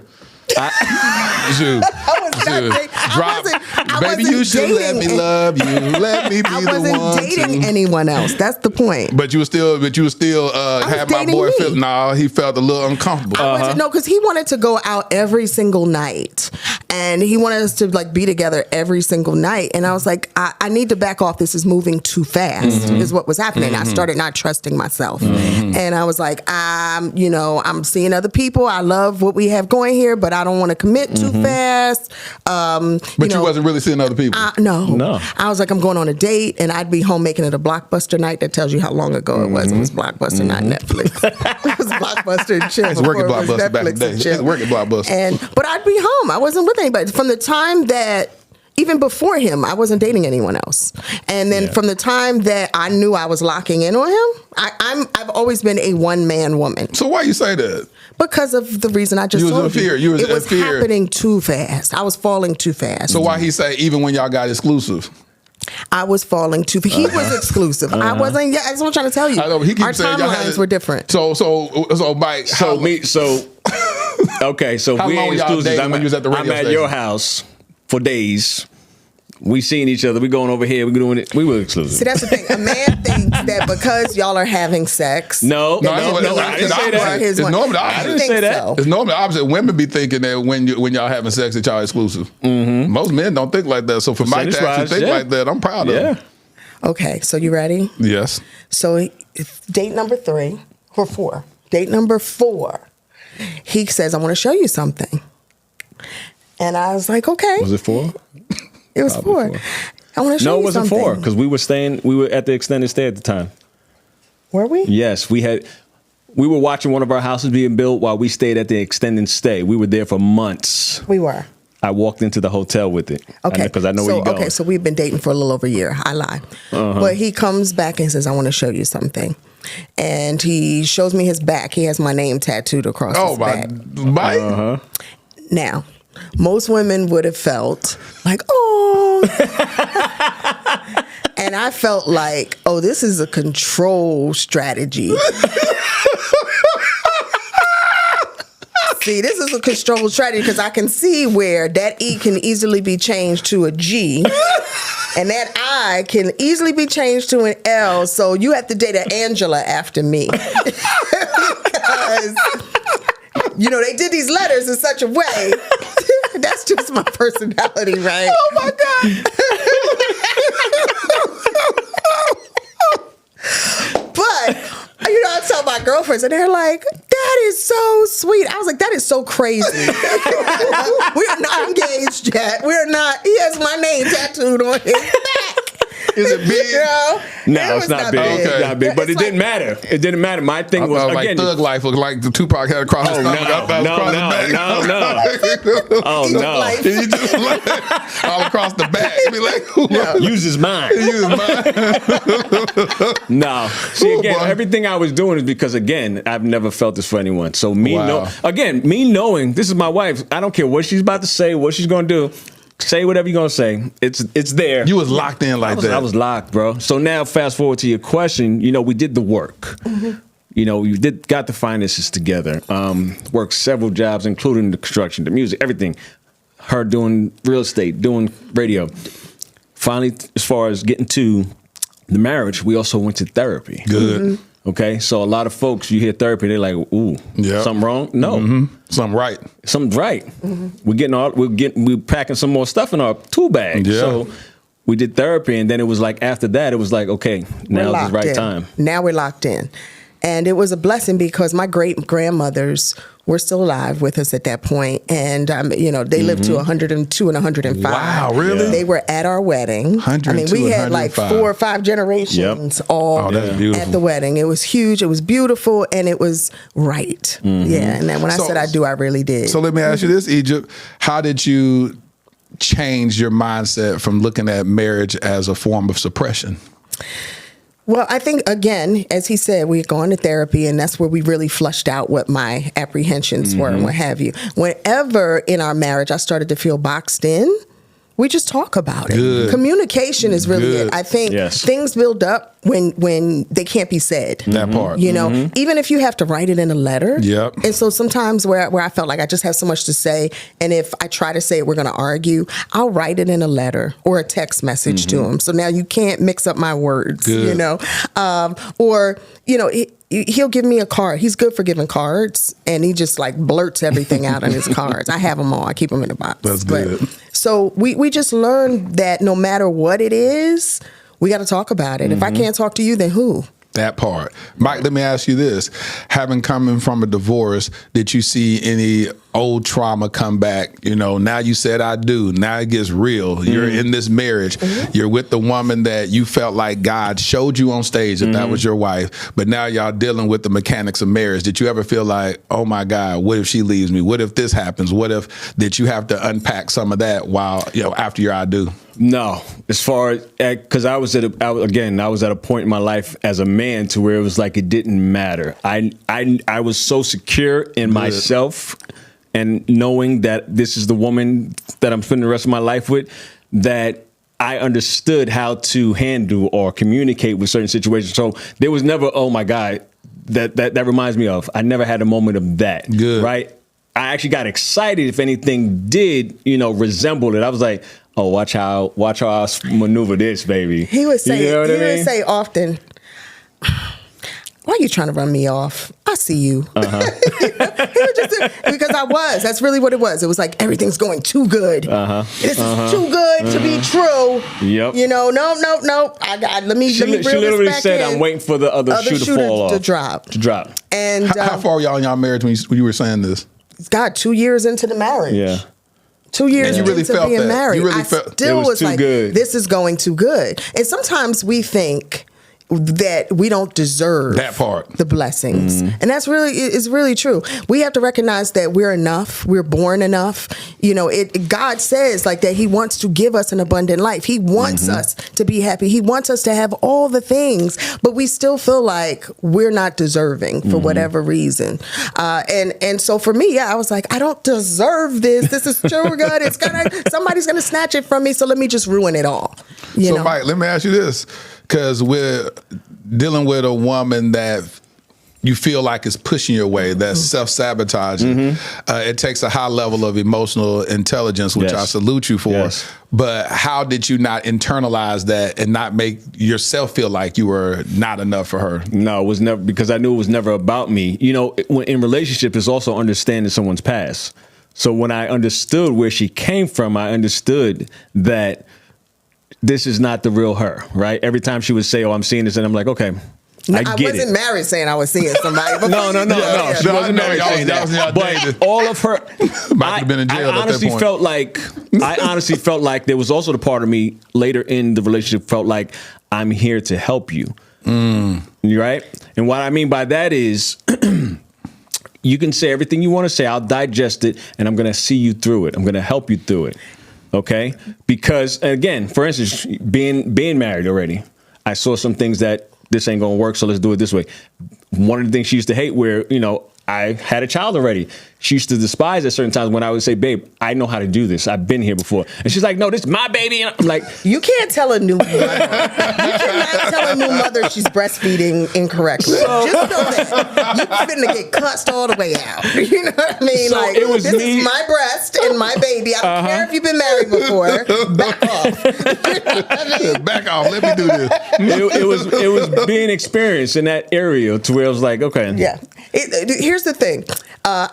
Whenever I would frizzle out of control, sort of thing, like, oh, this is not working. Oh, I think we should just split. Like, whenever I would just kind of self-sabotage. And he would often just kind of say, you done? I see you. And walk off. It was so annoying. Mike, give me that. You done. All right, I see you. And I'm out.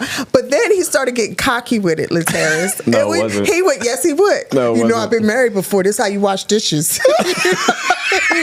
I've been married before. This is how you stir the spaghetti. I've been married before. This how you breastfeed. He started getting so damn annoying for a while. And you went back to that list you had in your head and said, that's why I didn't want a man that was already married before. But you know what made it all work too? That I wasn't good at before?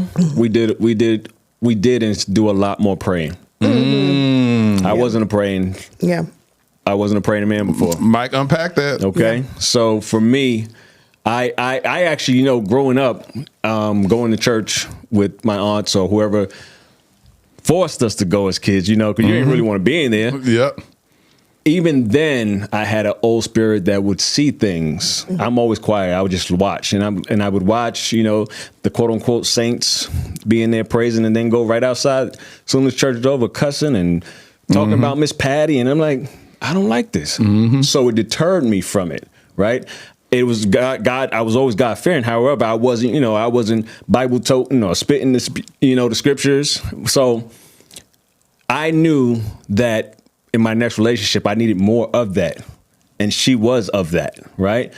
And it allowed me to church every week, throwing myself on the altar. No, it allowed me to not be afraid or feel like, this is less of me when I say, hey, let's pray, right? Nobody's going to judge me when I say that. Or, hey, I read a scripture, or this is the way of God, et cetera, et cetera. So knowing that, I was like, oh, it's on. It's on now. I love that he wanted to continually improve his relationship with God. And he said to me exactly that, like, I love God. I'm God-fearing, but I don't like going to church too much and all.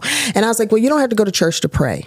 You don't have to go to church to live by the commandments as well. You don't have to go to church to do this. Nobody's perfect. And I loved one day, I was down on my knees praying, and he came and got behind me and wrapped his body around mine and put his hands over. And he didn't have the words, right? Because as he said, I hadn't necessarily been a praying man. He didn't have the words, but just that action of covering. Hold on, so you were on your knees. He came behind you and wrapped his arms and put his hands on your hands. He came behind me, wrapped his hands and put his hands on mine. And he was like, whatever you're praying, like, I just want to be here in that. And hold on. I want an artist to take that and draw a picture of that, because that would be a beautiful picture. And send it to me. I'll do whatever it takes to blow that thing up. And we're gonna make that beautiful. Oh, that's beautiful. Like really covering a person. And then that just became his thing. Whenever we would pray, his position is always behind me with his hands on top of mine. And I love that. I think that's what really keeps us together. And that really keeps him. It's not about who earns what. Right. A successful marriage is not about who earns the most, and also a man leading his household or leading his family does not have to do with whose net worth is the highest. Although his might be higher than mine now, but it doesn't. It really doesn't. Yeah. But he showed leadership to me in that moment as he continues to cover our family. And then I watched him go from a man who did not necessarily know how to pray outwardly, he could pray inward, to now leading prayer wherever we go. And I just love that so much. Yeah. Mike, what do you love about Egypt? And why do you believe that God needed her to be your wife? Again, through her, God spoke to me, right? I think we were drawn together. I say it all the time. It was divine intervention, to see someone and say, that's my wife, as if this life has already existed or it's because it's already written, right? So I truly love the person she's allowed me to become. I said it in our wedding vows, she was my muse, my sunny day, my good news. No one's ever been my muse, right? To look at this person and go, wow, you inspire me to want to be better, right? And I love that, to be around her and go, oh, I'm inspired to do this, or I'm inspired to do this. I've never had that in anyone, versus me always being the one that people are being inspired by. So now that I have someone that is like triggering me to be like, oh no, I'm going to do this. I'm going to do this. Oh, I want to be better here. I want to be better here. That was extremely sexy to me, outside of everything else aesthetic, right? So drawing me closer to being better with God and inspired, that's what I love the most. Egypt, what do you love about Mike, and why do you believe God designated him to be your purpose partner? This is a PG show. Whatever. No, you say whatever you want to say. Keep it 1,000. I play. He blowing my back out. I didn't say that. You said that. That's what you said, because I felt in the spirit. Sexual compatibility is important. Yes, it is. Let the people know. They got to know. I love his humility. Okay. I love that. He's a man of intention. I love how kind he is to all the women in his life. And that is something that we have to pay attention to. I need you to unpack that. Let me just say this. I don't care how a man is treating you on all your dates. I don't care how he's treating you in your relationship. If he doesn't treat his mother, his aunts, his daughters, even his ex-wife with respect, then that is not, then you're meeting his representative, and it's only a matter of time before you meet the real him. So I would watch him consistently show up for the people in his life. No matter how much he had or didn't have, he would give his last to his friends, his brothers, his cousins, whomever needed it. But I also like he was a mother's son without being a mama's boy. Does that make sense? Oh, you just said something. Jesus, that sounded good. Yeah. And he was a mother's son without being a mama's boy. Yeah. And there were moments where, as co-parenting, where maybe his ex-wife would be a bit disrespectful, whatever relationship, and the North Philly in me wanted to come out and, what have you. And he would always rise to be just this bigger person, no matter what jabs were taken at him, no matter how there were attempts to hurt him as a father. He would always stand unharmed. What is it? Not stand harmless. Yeah. Stand harmless. And I was like, take a jab back. Yeah. Take her to court. Like, do something. Fight back. And he's like, for what? It's just going to hurt everybody. It's going to hurt my daughter. And even though in those moments, the Scorpio North Philly in me wanted to sting back. I'm so glad, especially now as we're all healed in one family unit together. I'm so glad he didn't. He was just so wise. Yeah. I remember my daughter telling me, she was probably about 12. She said, why do you let, and I wasn't married to her mom. It was a high school relationship I was in. And my daughter said, why do you let my mama run over you? Because me and her mom went together and we were co-parenting. And she said, why you let my mama run over you? She just do you any kind of way. She hang up the phone in your face and then she can call back a week later. You still answer the phone or whatever. I said, because I'm teaching you what masculinity looks like. I said, as a man, she can't bruise me so bad that it makes me not show up as a man and more so a father. And so I was telling her, I said, listen, I'm fathering your mother. I said, you have no idea what I'm doing. I said, I'm teaching you what fathering looks like because I knew that she didn't have her father in her life. And so I'm saying that I'm showing you as a man how to be a father in your life, but at the same time, show your mom what a man looks like and what a father looks like in hers. And she was just like, I said, so she can never take advantage of me. Right. I said, it's like somebody saying, Jesus let people crucify him. Jesus like, man, nobody can't take my life. I give my life. Right. And so that's the biggest model of what masculinity is that you can't run over me. You can't do me wrong. At the end of the day, that's what humility looks like. That's what gentle man looks like. That you understand how to be gentle as a man. Sometimes as I grew up in the hood, and so to be a man, we supposed to show brute force and hurt somebody, beat somebody up, they stepped on your shoes or whatever. That crazy toxic masculinity. A man steps on your shoes and you shoot him. What? You stepped on my J's. Really? That sounded like a bright idea to you, huh? No. And so what I love, everything that you're saying about Mike, is that he's modeling what the heart of Christ looks like. And that's what made you succumb and made you submit and not feel like you're being suppressed in a marriage, but you're in a marriage that's not only allowing you to flourish, but he's calling you his muse that's allowing him to flourish in his creativity and everything that God called him to be. Yes. And, I had not necessarily seen many women be respected for what they had to say or had to offer in the marriages that I'd witnessed. But I knew that if I said something, he really valued it. He'd take it to thought, go back, come back with more ideas. And I recognized, wow, we're building blocks together. Yes. I can give you a seed and then you turn that thing into a hole where he's the quarterback. He'll throw a ball to me. I'm the wide receiver. I run down the field. He'll come up with a business idea. 2 weeks later, I've done the business plan, found the funding, the whole thing. And that's really how we work together. I think mutual respect, basic human respect is often overlooked in romantic relationships. We start to feel like because we're in a relationship or a marriage that we own the other person. Yeah. And what we really truly do is give each other respect, but then space to grow. Yes. I know that the man he is today is not the man he's going to be in 10 years. Yeah. And vice versa. The man he is today is not the man he was 10 years ago. And we often re-meet wherever we are. Right.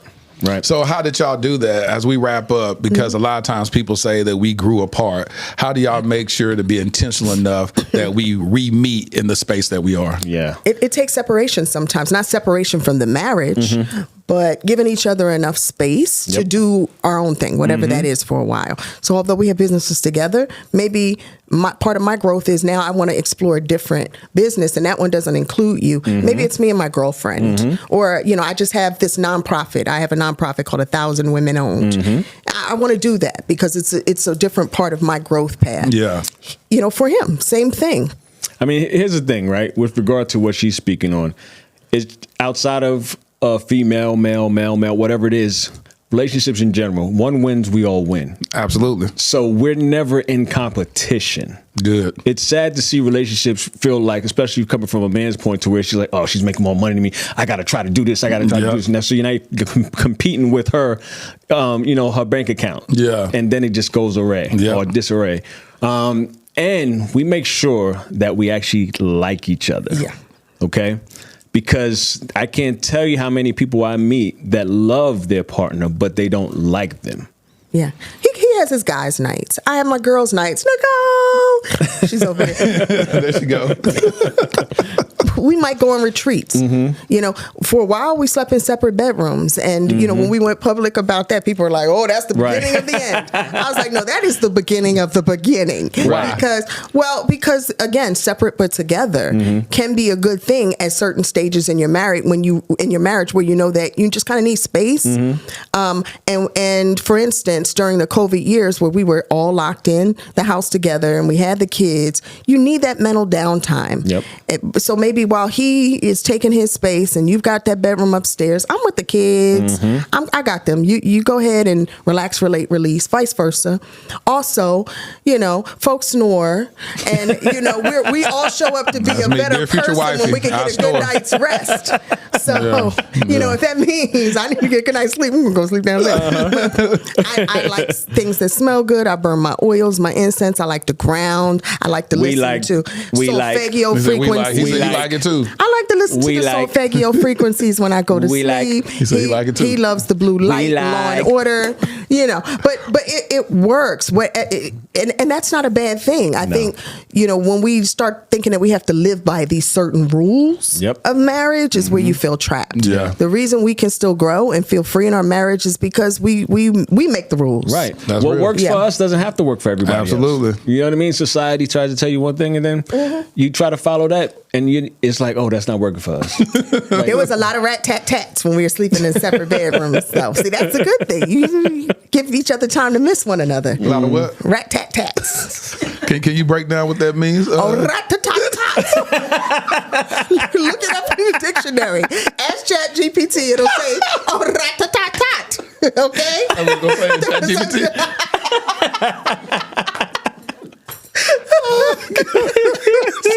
That's ChatGPT. So y'all got a chance to date each other again during those moments. Then we continue to. We do. Yeah. Date days, date nights, whatever it is. That it's a must, right? Because we don't want to get lost in the business, get lost in each other doing the business. Get lost in each other being parents. To where again, I'm like, I love you, but I don't know if I like you. I don't like you. You know what I mean? So I want to date you. I still look. This morning, I'm looking from afar like, damn, she bad. 21 years later, I'm like, damn, she bad. 21 years. And I never want to lose that. That part. I never want to not be standing from afar and going, I got to get out of here. Yeah. You know what I mean? And I put the effort in. I know the things he likes. I know what he likes me to wear. He has this fetish about my fingernails looking like French manicure, Yeah. And so I go the extra mile. I do the things that still keep him hot and heavy and attracted. And that's that.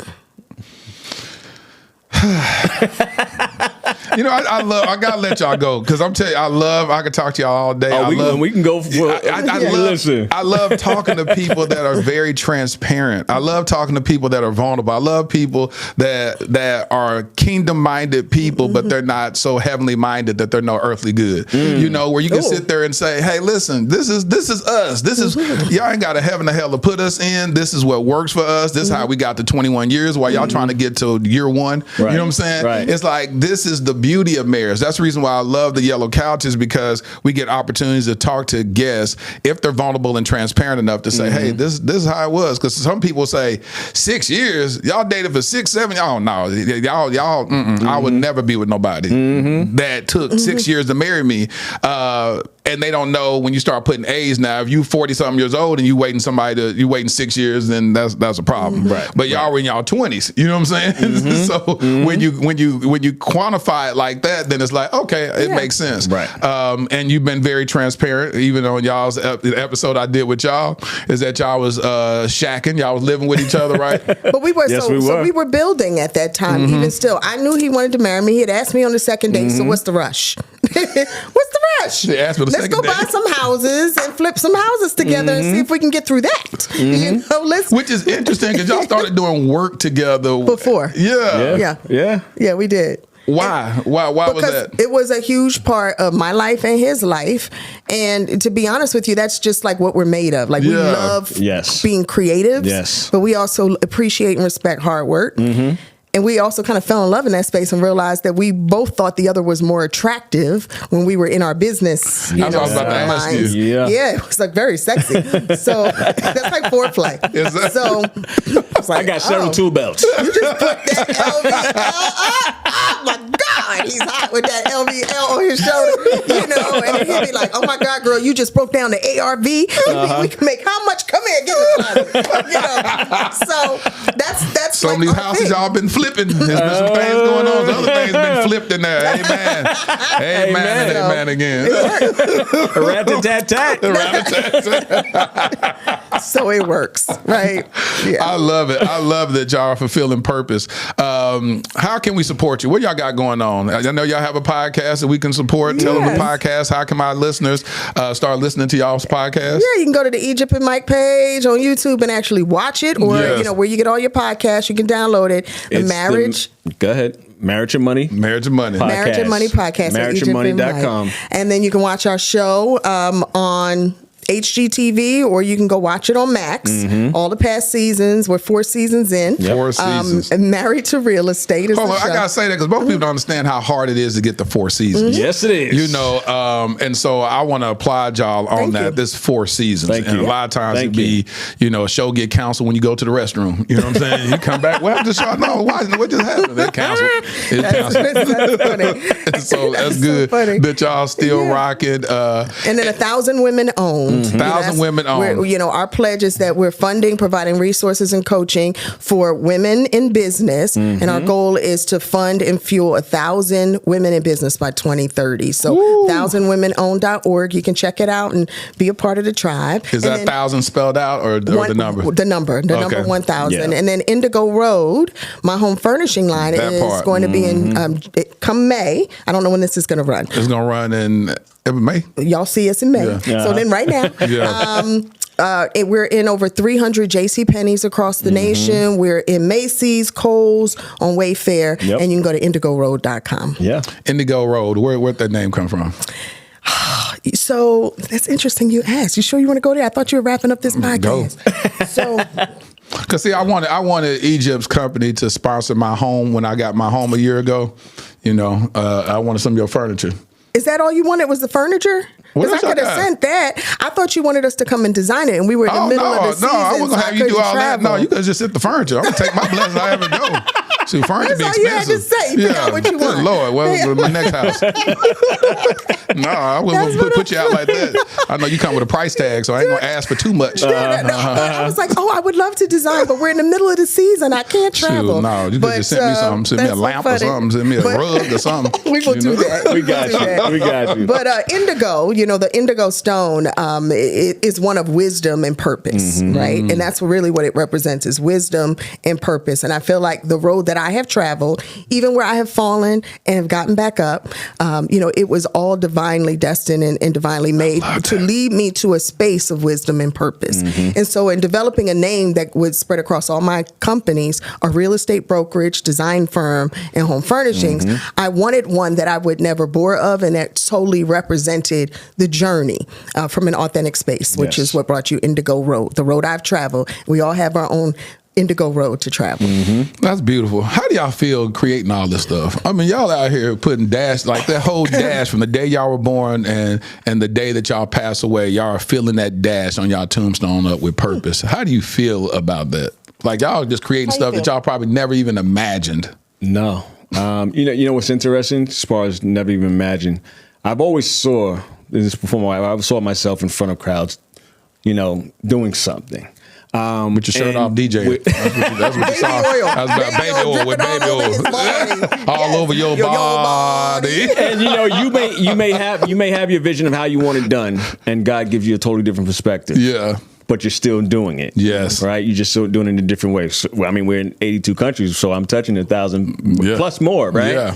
Yeah. So for me, I think it's a thing where if we see the vision and God gives it to us, we're going to see it come to pass. But we're going to prioritize and make sure it makes sense. We're not just going to keep doing everything all at the same time, because that's where you fall flat on your face. We've learned throughout the process to be able to delegate. Right? Because that was a flaw of ours, to where we felt like we had to do it all. Because we know how it should be done. We surround ourselves with amazing teams, Nicole's, the Kims, etc., that allow us to be able to have these creative thoughts and dreams that come to us, or visions. And I think it's amazing that our daughters get to see it. Yes. And they get a roadmap. Even if they don't want to do anything that we're doing, they understand that it takes hard work.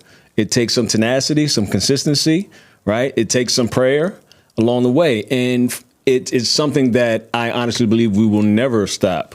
And even though, time and time again, she's like, oh, babe, I need a vacation. No, you don't. Because even on vacation, that laptop comes out, right? Because the ideas just keep flowing. You still be working on vacation. You still be working on vacation. That was the old me, this is the new me. We're not going to talk about yesterday. Kim, raise your hand. Put the church finger up and say she lying. She raised her hand. All right.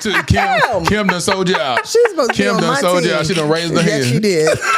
You still be working on vacation? No. Define vacation. Exactly. Is it tax deductible?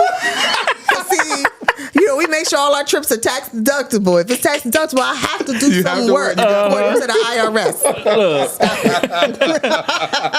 Somebody's taking minutes. Somebody's taking minutes. Yes. Having a whole board meeting. Well, listen. Thank y'all so much for showing up. Transparent. Was that all we can do to support your name, Dad? You can check out JacksonDraperRenovations.com. That's my construction company. Jackson Draper. Draper. Okay, I thought you said drapery. I was like, God, she does have some drapery, though. Drapery and Indigo Road line. And then you know what? You can also check out OvationFragrance.com. That's my partners and I. We have our own fragrance. It's one of the top niche black-owned brands. Good. The men and women. I am. I'll send you some. It's really called good. Ovation. Every man deserves an ovation. Celebrating the greatness and quality of the black man. However, inviting every man to experience the experience. Experience the experience. No, he just made that up right there. Did he just make that up? No, that's our thing. Okay. That was good. That boy good. That boy good right there, boy. Let every man experience the experience. Ovation. So when did you launch that? We've been at this for over 5 years, right? 5 years, yeah. It's on Amazon. We do pop-ups. It's on the website. We're in certain boutique locations, but the website and Amazon is where we get most of our traction. Y'all just always doing something, huh? I didn't even know y'all had all of this. Y'all just got a lot of money, don't you? But look who's y'all just got money. Well, listen, hey, listen. Just so y'all know. Okay, let me just throw this out here. When we showed up to do the podcast, I was definitely taken back that Lateris is also the producer, the cameraman, he does the lighting and the staging and design. So just so you're clear, every Emmy he has been nominated for, he has earned it, ladies and gentlemen. Listen, but I have to do it out of necessity because I ain't got the money y'all got, so I can't afford all these people y'all be hiring. So I do it out of necessity. You on tour? Stop it. Started from the bottom, now we here. Hey. Listen, thank y'all so much for all that y'all do. Y'all are such an inspirational couple. One of the things I want to resonate with a lot of men, Mike, is that you said that one thing that you wasn't is a praying man, and you had to learn that in this marriage. And I believe that should reverberate all across the nation, because a man that knows how to cover, that's the reason why I said what I said to whatever artist is out there. I've had people that have drawn pictures of me when I'm on tour, but that'll be a beautiful picture of a man holding a woman with prayer hands covering them like that. That'll be a beautiful, beautiful picture, and you can pitch it to be commissioned by Indigo Road, and they can license it through you. So there it is. But listen, thank y'all so much for showing up on the Dear Future Wifey podcast. I truly admire y'all. Y'all give it up for thank you. My people, Mike Jackson and Egypt Sherrod Jackson. It was fun. Yeah. So are you going to take the name of the book I gave you yesterday? Tell them the name of the book you talking about I need to write. You know, he's always talking about he's celibate. I thought a great name of the book would be Celibate Here, Celibate There. It's genius. That's probably going to be his second book. That's going to be his second book. That's going to be a second book after I get married. That's the stage play. No, that's the stage play. Celibate Here, Celibate There. Volunteers. Forward by Egypt Sherrod Jackson. T-shirts available next week. That'd be hilarious. Y'all give it up for my fam, y'all. Stay tuned to the end for a letter to my future wifey. Been writing these love letters to you. Ladarian, thrusted suddenly into Child Protective Services in 2015. My nephew, black, a boy. The likelihood of being adopted outside of kinship, slim to none. Armani, 16 years old, black, a boy, with 5 years in the foster care system before I even knew his name. The likelihood of ever being adopted, yep, you guessed it, slim to none. While Ladarian and Armani were trying to survive and barely thrive in an overpopulated and underfunded foster care system, I was living my own life, doing well professionally. Having been a single father with a daughter who at that point was doing well in college, it was my time to live my life, right? Wrong. I felt unsettled, tireless, agitated. There are just too many of our black children stuck in ambiguity and in the limbo of the foster care system. In 2017, I legally adopted my nephew, Ladarian. Fast forward to 2019, I had no ties to this other young king, but I felt God instructed me to adopt him also, and I obeyed. Starting over with parenting should have been enough, right? Working with various foster care and adoption agencies to help bring awareness to the countless young black kings in the foster care system should have decreased my agitation, right? Joining the board of directors of Advantage Adoption, an organization that helps find permanent adoptive homes for children in foster care, should have led to some type of resolve, right? No, not at all. None of it felt like I had done enough. I now realize that every one of those experiences was laying the fundamental foundation for my life's mission, Kingdom Royale. Kingdom Royale will be a luxury, state-of-the-art home for foster boys. Our first location will be in the Dallas-Fort Worth Metroplex. We will utilize the whole person approach that instills identity, empowers them to advocate for themselves, and enlightens them regarding new perspectives and limitless options that they thought were impossible. Though the young kings will attend the local public schools that are in proximity to Kingdom Royale, our at-home curriculum will broaden their worldview through participating in the arts, attending various cultural events, learning about and engaging in multifaceted discussions about current events and even relevant historical contexts, introducing them to gardening and landscaping and even caring for our animals on our farm and on-site stables. We just launched our Startup Capital campaign with the goal of raising $2.8 million. Now, why $2.8 million? Well, in 2017, I created a web series in which I performed random acts of kindness for targeting the homeless community. One of the most notable successes was that one of the videos went viral, garnering 28 million views. However, one of my biggest regrets is that I didn't raise a single dollar to help in implementing a more sustainable plan for the homeless community.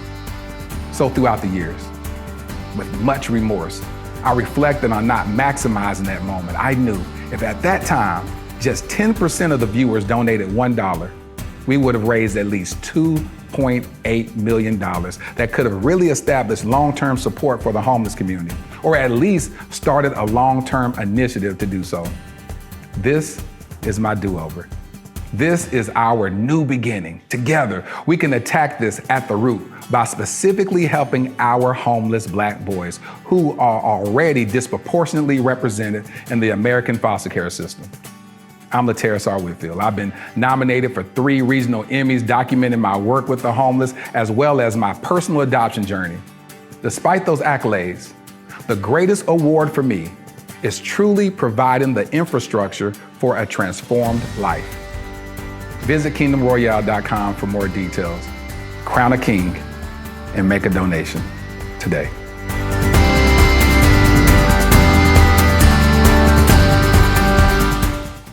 Can't you tell how much I enjoyed that episode? That episode was so good to me. It was so rich.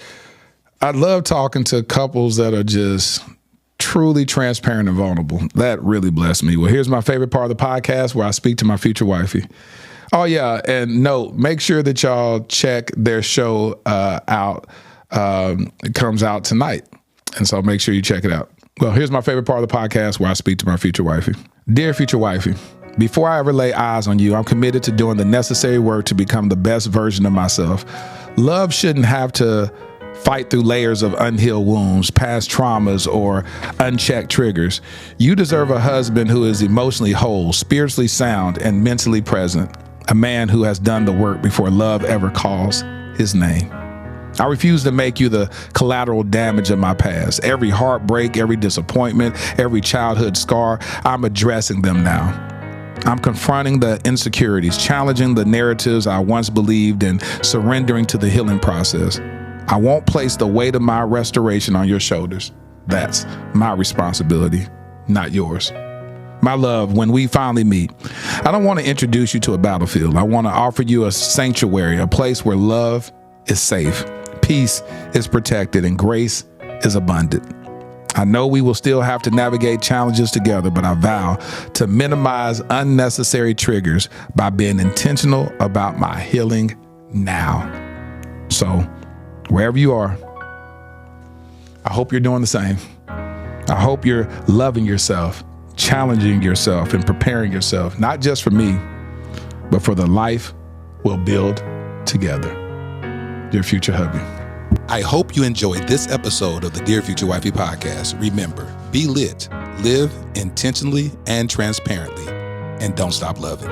Make sure to subscribe to our Dear Future Wifey YouTube channel. We're available on Apple Podcasts, Google Podcasts, Spotify, and Stitcher. We welcome your support. Simply share our podcast with your friends and family.